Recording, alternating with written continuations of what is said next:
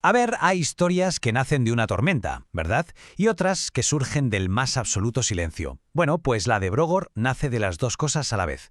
Hoy vamos a meternos de lleno en el origen de una leyenda, una que se forjó en la contradicción más brutal que uno pueda imaginar, la de un corazón bueno, un corazón blando, en medio de un mundo en llamas. Porque claro, antes de toda esa furia que lo define, había calma, mucha calma. Pensemos en la Cuenca Verde. Allí la vida no iba de grandes hazañas, ¿no? ¿O qué va? Era más bien como una melodía de pequeños detalles. Ya sabes, el silbido de una tetera, el olor a tierra mojada después de llover. La violencia era, pues, un cuento para no dormir, algo que ni se les pasaba por la cabeza. Y es justo ahí, en ese paraíso, donde estaba a punto de nacer una auténtica pesadilla. Y es que es justo aquí, en este sitio tan tranquilo, donde arranca el primer capítulo de su historia. Un capítulo que podríamos llamar El origen roto, porque es exactamente eso, la historia de cómo el corazón más tierno puede acabar siendo el epicentro de un incendio devastador. Todo empezó una noche, una de esas noches raras en las que parece que el mundo entero aguanta la respiración. La luna era roja, como una herida abierta en el cielo, y hasta la naturaleza se cayó. Y en ese silencio, en esa tensión, nació él. Un niño con los puños ya cerrados y una extraña línea roja quebrada en la frente. El sanador del pueblo, para calmar los ánimos, dijo que era solo una mancha, pero por dentro, sabía perfectamente que aquello era un mal presagio. Y Brogor creció siendo básicamente una contradicción con patas. Con solo 2 años, una de sus rabietas podía partir un taburete de madera por la mitad, pero luego se le rompía el corazón si veía un simple escarabajo panza arriba sin poder moverse. Tenía una fuerza descomunal, una fuerza que a él mismo le daba miedo, porque en el fondo lo único que quería era ser pequeño, pasar desapercibido, ser solo una parte más de esa calma que tanto amaba. Pero claro, esa calma, como todas las cosas buenas y frágiles, tenía fecha de caducidad, y al final fue, abrupto, violento, sin ningún sentido. Un día, sin más, llegaron ellos, los Cráneos Rojos, una tribu de bárbaros para los que la única forma de comunicarse era la furia. De repente, el cielo se tiñó de negro, del color del carbón, y su aldea, Fresno Gris, empezó a arder. En mitad de todo ese caos, su madre lo metió en un barril de cebada para esconderlo, y le dio una última orden. Una orden que se convirtió en la ley que marcaría el resto de su vida. Pase lo que pase, no llores. Y Brogor obedeció. No lloró cuando dejó de oír los gritos, ni siquiera lloró cuando el olor a humo lo asfixiaba todo. Cuando los Cráneos Rojos por fin abrieron ese barril, no se encontraron con un niño muerto de miedo. No, vieron algo diferente. Una criatura pequeña con los ojos encendidos, ardiendo con un odio mudo, silencioso. Y aquí es donde empieza el segundo acto de su vida, el paso de superviviente a mascota, y de mascota a arma.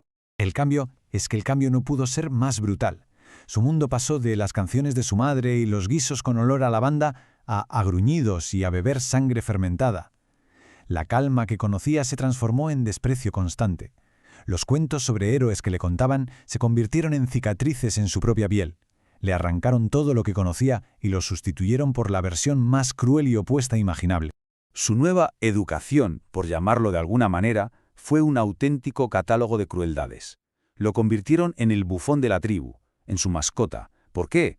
Pues para recordarse a sí mismos lo fácil que es aplastar lo que es débil. Pero lo que no sabían es que cada humillación, cada golpe, solo estaba alimentando un odio que crecía muy, muy lento.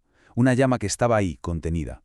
Y él seguía obedeciendo a su madre, como un desafío silencioso. No soltó ni una sola lágrima, ni una.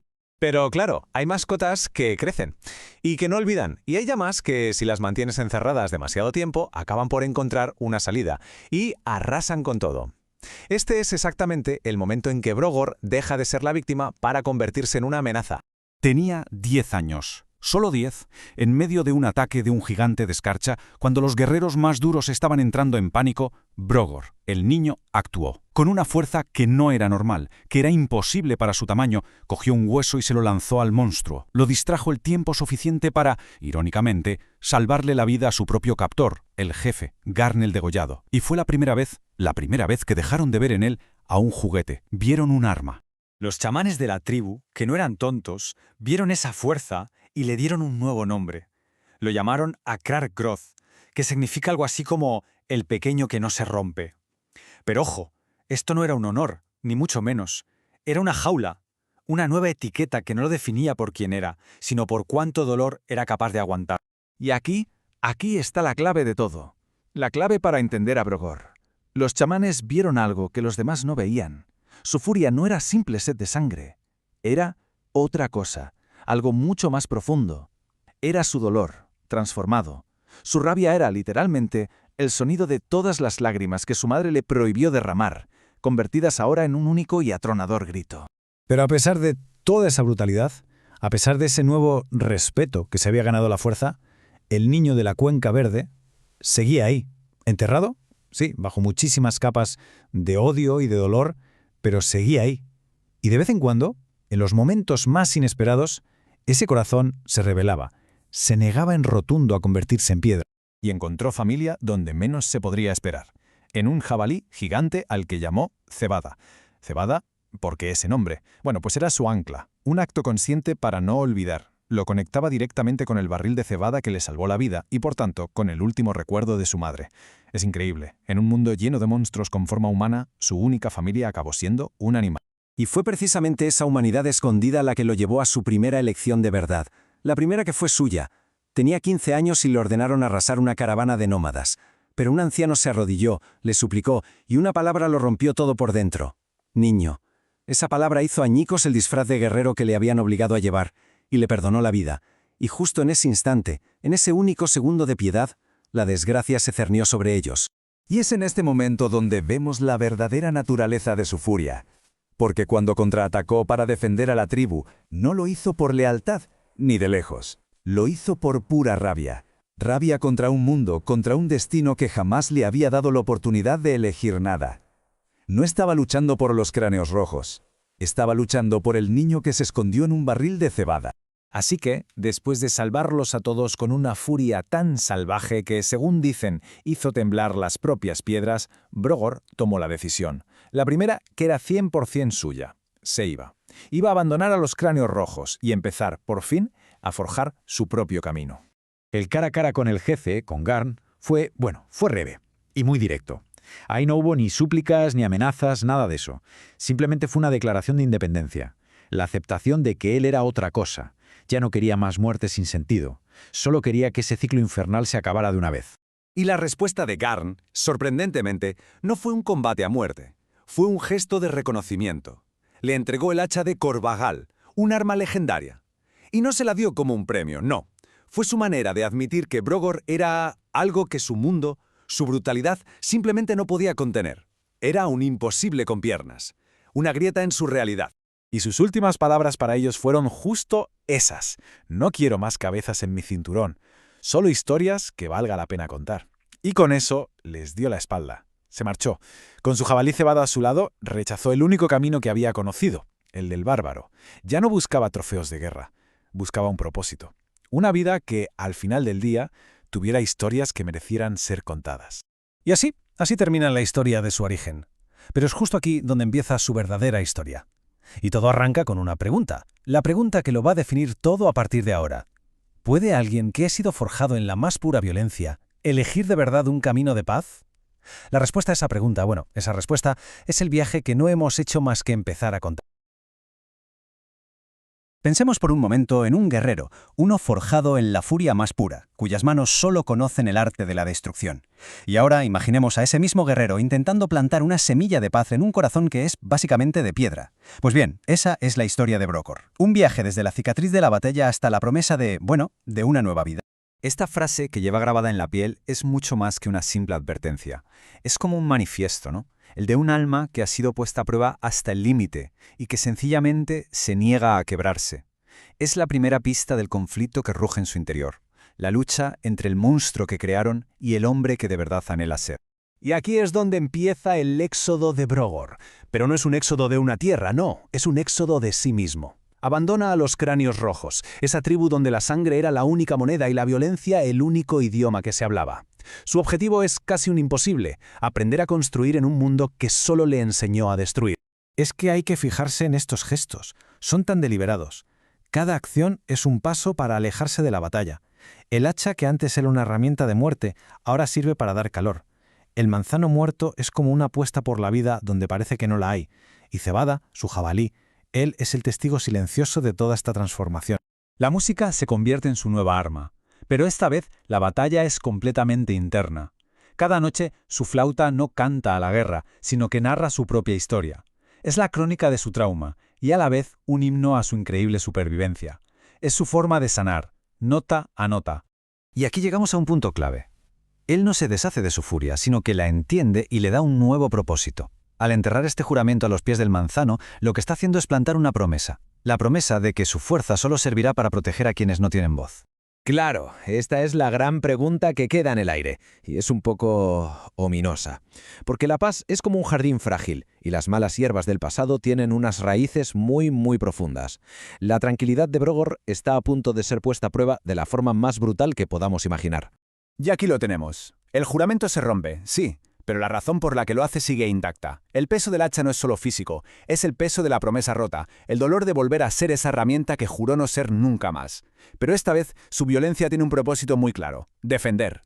Después de defender al pueblo, Brogor se enfrenta a una verdad que no puede esquivar. No puede simplemente enterrar su pasado, tiene que transformarlo. Y en esta parte vamos a ver cómo su fuerza encuentra una nueva forma, una que no rompe, sino que protege y sostiene. Así que vuelve al origen de su dolor para, en realidad, encontrar el origen de su fuerza. La canción del altar no es un eco de la masacre, para nada, sino de la vida que hubo antes, del amor de su madre, es la conexión con la raíz de su verdadera identidad. El proceso es increíble. El martillo no nace del fuego y la rabia como el hacha, sino que nace de la memoria, del dolor aceptado y de la naturaleza misma. Es una herramienta forjada por la sanación, no por la venganza. Su única lágrima no es de debilidad, no, es el catalizador de su verdadero poder. Es que esta comparación es fundamental. El hacha representaba el monstruo en el que lo convirtieron. El martillo, en cambio, es el protector que él elige ser. Es el paso de una identidad que le impusieron a una identidad que él mismo ha elegido. Y claro, aquí vemos la consecuencia. El pasado que Brogor abandona no se desvanece, simplemente cambia de manos. La misma furia que él rechazó es recogida por alguien que ve en ella no una maldición, sino un poder que se puede explotar. Y ahí se planta la semilla de un futuro conflicto. Armado ahora con el martillo y con un propósito mucho más claro, las acciones de Brogor empiezan a resonar por todas partes. Ya no es el pequeño que no se rompe de los cráneos rojos. No, están haciendo una nueva leyenda. Una que él, por cierto, nunca buscó. Aquí se ve perfectamente el cambio en su método. No ataca directamente. Primero, habla. Ofrece una salida pacífica. Su fuerza ya no es la primera respuesta, sino la última. Utiliza su poder para dar una opción, algo que a él, recordemos, nunca le dieron. Y este es el nombre que le dan las hadas liberadas. Y es que es perfecto, rompedor por su poder inmenso y tierno por la compasión con la que lo utiliza. Captura a la perfección esa paradoja que ahora define su existencia, la fuerza al servicio de la bondad. Y con esto llegamos al clímax. Brogor no solo debe enfrentarse a un enemigo del pasado, sino que tiene que enfrentarse a una versión de sí mismo. El chamán, empuñando su antigua hacha, es un espejo oscuro de la senda que él podría haber seguido perfectamente. El chamán ve la compasión de Brogor como una debilidad, simple y llanamente. Él cree que el verdadero poder reside en la rabia pura, sin adulterar, la misma rabia que Brogor ha luchado tanto por controlar. Para él, Brogor es un traidor a su propia naturaleza violenta. La imagen es espectacular, porque Brogor no se enfrenta al arma, se enfrenta a la intención. No responde a la violencia con más violencia. Utiliza su conexión con la tierra, con el mundo que protege, para desarmar la agresión sin necesidad de un choque brutal. Y aquí está la clave de su victoria. No lo derrota físicamente, lo desarma emocionalmente. Al obligar al chamán a confrontar el dolor que alimenta su propia rabia, rompe por completo el ciclo de violencia. La empatía se convierte en su arma más poderosa. Pero la cosa no acaba con la batalla. De hecho, el verdadero trabajo de Brogor empieza ahora. No se trata de castigar al vencido, sino de enseñar una nueva forma de entender la justicia. Una que no busca herir, sino curar. Este acto es pura simbología. En lugar de destruir el símbolo de su pasado violento, lo transforma en un emblema de paz. Demuestra que incluso las cosas más rotas y llenas de odio pueden ser reformadas, pueden encontrar un nuevo propósito. Y esta es la gran lección que Brogor comparte con los aldeanos. La justicia no es un acto de castigo, sino de restauración. La verdadera fuerza no reside en la capacidad de hacer daño, sino en la voluntad de sanar. Al final, su partida es silenciosa, pero muy significativa. No deja un monumento a su victoria, ni una leyenda de terror. Deja una idea, una semilla de duda sobre lo que de verdad significa ser fuerte y justo. Su impacto es una lección, no una cicatriz. Y con esta pregunta terminamos este recorrido. La historia de Brogor nos obliga a reflexionar, nos deja pensando si el objetivo final de la justicia debería ser erradicar la oscuridad o quizás centrarse en encender una luz lo suficientemente brillante como para que las sombras retrocedan por sí solas. A ver, hoy nos metemos de lleno en la leyenda de Brogor.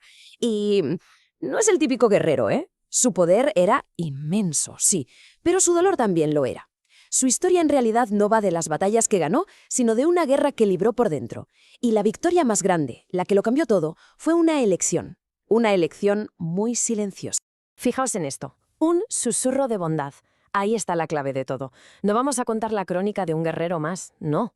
Vamos a ver cómo nace ese susurro, cómo un hombre que era pura furia, famoso por su capacidad para destrozarlo todo, acaba convirtiéndose en una leyenda de justo lo contrario, de la voluntad de sostener, de curar.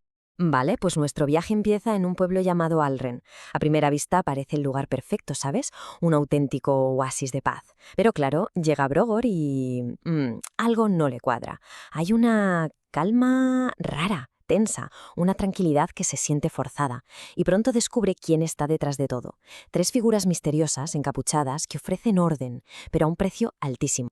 Y aquí los tenemos, los 3 Silyama.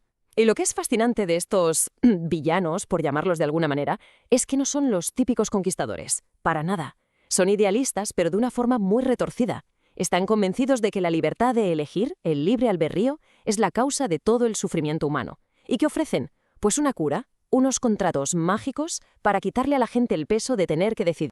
La verdad es que la propuesta es tentadora, terriblemente seductora. Imagina, una vida sin deudas, sin pasar hambre, sin dolor, sin tener que tomar decisiones difíciles. Es, en esencia, una jaula de oro. Pero el precio, aunque no se vea, es absoluto. Pierdes la capacidad de elegir, pierdes tu voz, tu esencia. Y la gente de Alren, desesperada, pues firma el contrato. Y es aquí donde entra Brogor. Pero no entra a lo bestia, no con la furia que todos esperarían de él, no. Interviene con una tristeza profundísima, porque él, que sabe de sobra lo que pesa cada acción, entiende perfectamente el horror que hay detrás de esa paz de mentira. Así que, en un acto de puro desafío, rompe el contrato maestro y le devuelve al pueblo esa carga. Una carga dolorosa, sí, pero vital, la de poder elegir. Bueno, una vez Alren es libre, el alcalde se le acerca, pero no va a darle una bolsa de oro ni nada por el estilo. Le hace un regalo mucho más importante. Le cuenta una historia, una leyenda muy antigua del lugar. Y lo increíble es que sin que el alcalde se dé cuenta, esa historia es un reflejo exacto del alma de Brogor. La leyenda es sobre Raisierro, un coloso de piedra viviente, un ser con un poder que no podemos ni imaginar. Una criatura que, en teoría, estaba hecha para ser un armo, pero que tenía un corazón que sufría con cada roca que partía, con cada árbol que arrancaba. Un gigante que prefirió esconderse del mundo antes que seguir siendo una herramienta de destrucción. Y esto lo cambia todo para Brogor. Es un punto de inflexión total. Al escuchar la historia de un ser tan poderoso que sentía dolor por su propia fuerza, de repente, todo encaja. Su propia lucha interior tiene sentido. Se da cuenta de que su sensibilidad no es una debilidad. ¿Qué va? Es lo que le hace humano. Y de golpe, su viaje deja de ser una huida de su pasado y se convierte en una búsqueda. Ahora tiene un propósito. Pero claro, los 3 Silyama no se van a quedar de brazos cruzados. No aceptan la derrota. Para ellos, que Brogor le haya devuelto la libertad de elección a Alren es un ataque directo a su filosofía, a su razón de ser. Y lo que viene ahora es una de las partes más duras de la historia. Le tienden una trampa. Y su objetivo no es solo derrotarlo, es romperlo por dentro. Consiguen atraerlo a una emboscada, lo capturan y lo encadenan con magia dentro de una cúpula de energía. Parece el fin. Pero subestimaron algo, un vínculo. El que tenía con Cebada, su jabalí, que era, su única familia. Y la bestia, al ver a Brogor atrapado, carga con una furia que no atiende a razones. Atraviesa las barreras mágicas, los hechizos, lo atraviesa todo, aunque le cueste la vida. Su único objetivo es llegar hasta su amigo. Y lo consigue. Con su último aliento, Cebada llega hasta Brogor. Le pone el morro en la mano y las cadenas mágicas se rompen, se desvanecen, y justo en ese momento, muere, a sus pies. En ese instante de pérdida total, todo el ruido, toda la batalla, desaparece. Solo queda silencio y el sonido de un corazón que se hace añicos. Y en ese silencio, algo se quiebra dentro de Brogor. Toda esa contención, esa tristeza que intentaba controlar, se va por la borda. El hombre que discutía sobre filosofía y libertad ya no existe. Ahora solo es dolor, es furia en estado puro. Se gira hacia los tres magos y les da justo lo que estaban buscando. Les da al monstruo. La lucha que viene después es brutal. Una victoria aplastante, sí, pero que nace del dolor más profundo. Y cuando el polvo se asienta y todo termina, Brogor está solo. Solo con los cuerpos de sus enemigos y el de su único amigo. Y se da cuenta de algo. La victoria no le ha traído paz. Solo un vacío enorme y la certeza absoluta de que ese camino, el del guerrero, tiene que terminar. Así que toma una decisión. Una decisión simbólica, pero definitiva. Cava una tumba para Cebada y a su lado entierra su martillo de guerra. Entierra con él a Brogor, el guerrero, al cráneo que llora, y en su lugar coge una de las túnicas de los magos caídos. Una túnica sencilla, oscura, que lo hace pasar desapercibido, que hace que nadie se fije en él. Elige desaparecer. Y con este gesto empieza su última transformación. Deja de ser una leyenda andante para convertirse en una sombra. Su objetivo ya no es ganar batallas. Ahora busca algo mucho más difícil de encontrar. Una sabiduría. Una nueva forma de ser fuerte. Este nuevo camino lo lleva, finalmente, a las grietas silentes, el lugar donde, según la leyenda, descansa Raicierro. Y aquí viene lo importante, no va allí para retarlo, ni para pedirle una parte de su poder. Nada de eso. Va a buscarlo para aprender de su silencio. Y esta es la petición que le hace, no a Raicierro directamente, sino al silencio, al coloso dormido. Y en esta frase está el corazón de su nueva vida. Ya no quieres ser una fuerza que rompe, quieres ser una que sostiene. Quiere aprender a ser un escudo en lugar de una espada.